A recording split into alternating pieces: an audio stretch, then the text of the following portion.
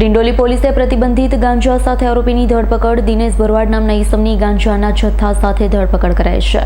ડિંડોલી પોલીસે પ્રતિબંધિત ગાંજા સાથે આરોપીની ધરપકડ કરી. દિનેશ ભરવાડ નામના ઈસમની ગાંજાની જથ્થા સાથે ધરપકડ કરી છે.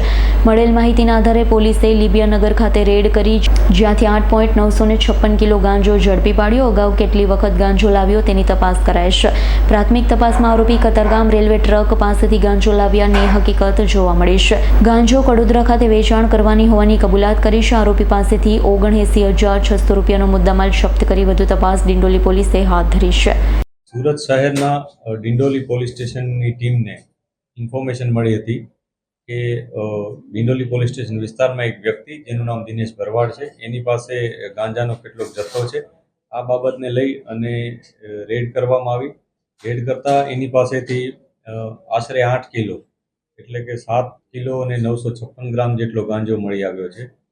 પોલીસે આગળની તપાસ કરી અને કાર્યવાહી શરૂ કરી હતી કે જેમાં એને અરેસ્ટ કરવામાં આવ્યો.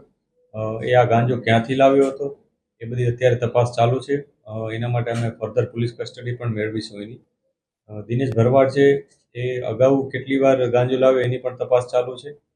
આ દિનેશ ભરવાડ અત્યારે અમને એવું જણાવે છે કે એ કતારગામના કોઈ રેલવે ટ્રેક ઉપરથી ગાંજો લાવ્યો હતો અને અમુક જથ્થો એ કડોદરા વેચવાનો હતો. આ પ્રકારની પ્રાઇમરી ઇન્ફોર્મેશન અમને મળી છે ઇન્ટ્રોગેશનમાં. હજી જે અમને વધુ વિગત મળશે એ મુજબ આગળનું ઇન્વેસ્ટિગેશન કરવામાં આવશે. Bureau report, S9 news, Surat. અમારી તમામ માહિતીથી અપડેટ રહેવા માટે જોડાયેલા રહો S9 ન્યૂઝ સાથે.